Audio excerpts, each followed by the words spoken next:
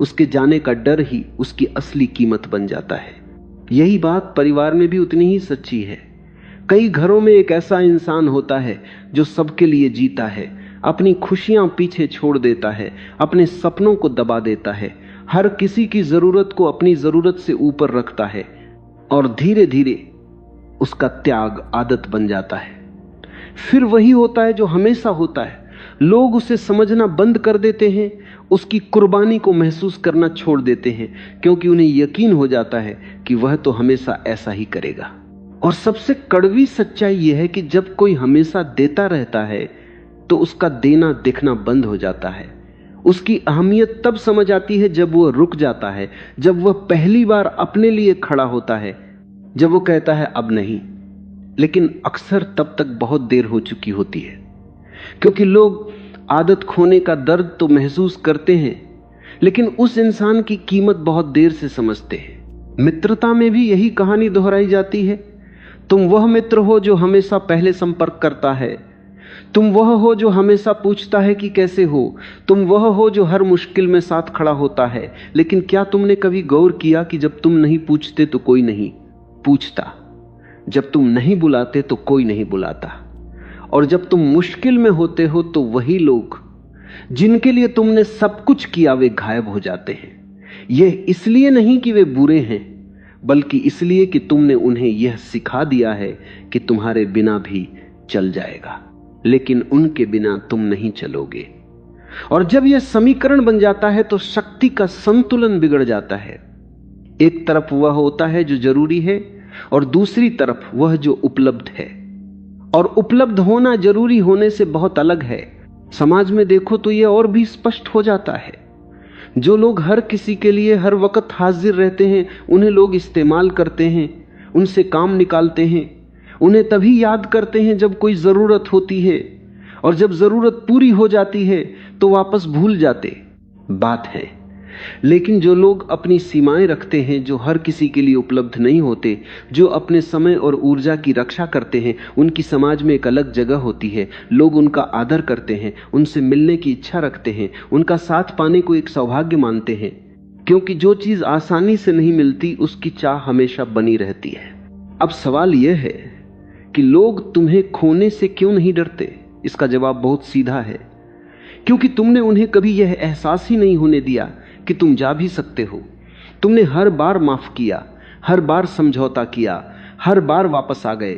जब उन्होंने तुम्हें तोड़ा, तुमने खुद को जोड़ लिया, और फिर उनके सामने वैसे ही खड़े हो गए जैसे कुछ हुआ ही नहीं। तुमने अपने दर्द को छुपाया, अपनी तकलीफ को निगला और मुस्कुरा कर कह दिया कि कोई बात नहीं। लेकिन हर यह कोई बात नहीं तुम्हारी कीमत कम करता गया। हर यह माफी उन्हें और बेपरवाह बनाती गई, और हर यह वापसी उन्हें यह यकीन दिलाती गई कि तुम कभी नहीं जाओगे। जब किसी को यह भरोसा हो जाता है कि सामने वाला कभी नहीं छोड़ेगा, तो वह धीरे धीरे लापरवाह हो जाता है। यह बुराई नहीं है, यह इंसानी स्वभाव है।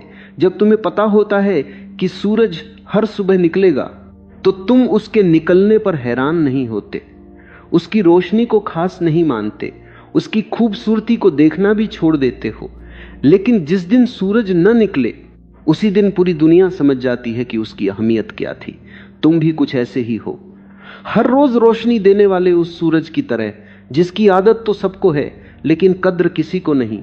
और इसकी सबसे बड़ी वजह यह है कि तुमने कभी खुद को छिपने, रुकने या दूर होने का मौका ही नहीं दिया। यह बात इससे भी ज्यादा गहरी है। जब तुम बिना किसी सीमा के किसी के लिए हमेशा उपलब्ध रहते हो, तो तुम अनजाने में उसे यह एहसास दिलाते हो कि तुम्हारे पास और कोई विकल्प नहीं है, कि तुम्हारी दुनिया उसी तक सिमटी हुई है। और जैसे ही किसी को यह यकीन हो जाता है, वह तुम्हारे प्रति अपना आकर्षण और सम्मान खोने लगता है, क्योंकि सम्मान हमेशा उसी का होता है जिसकी अपनी दुनिया होती है, अपनी प्राथमिकताएं होती हैं, अपने लक्ष्य होते हैं, जो दूसरों के लिए जगह बनाता है लेकिन अपनी जगह कभी खाली नहीं छोड़ता। तुमने देखा होगा, कुछ लोग ऐसे होते हैं जिनकी हर किसी को तलाश रहती है। वे ज्यादा नहीं बोलते, लेकिन जब बोलते हैं तो लोग ध्यान से सुनते हैं। वे हर किसी के पीछे नहीं भागते, लेकिन लोग उनके पीछे आते हैं। वे हर जगह मौजूद नहीं होते, लेकिन जहां होते हैं वहां उनकी मौजूदगी महसूस होती है। ऐसा इसलिए होता है क्योंकि उन्होंने अपनी सीमाएं तय की होती हैं, अपना एक दायरा बनाया होता है, और उस दायरे में हर किसी को जगह नहीं मिलती। जिसे मिलती है वह उसे संभाल कर रखता है, क्योंकि उसे पता होता है कि यह जगह आसानी से नहीं मिलती और एक बार खो गई तो वापस नहीं मिलती। अब एक पल रुककर खुद से पूछो, क्या तुम्हारी जिंदगी में कोई ऐसा है जिसे तुम खोने से डरते हो? जरूर होगा। और ध्यान से देखो, तुम उसके साथ कैसा व्यवहार करते हो।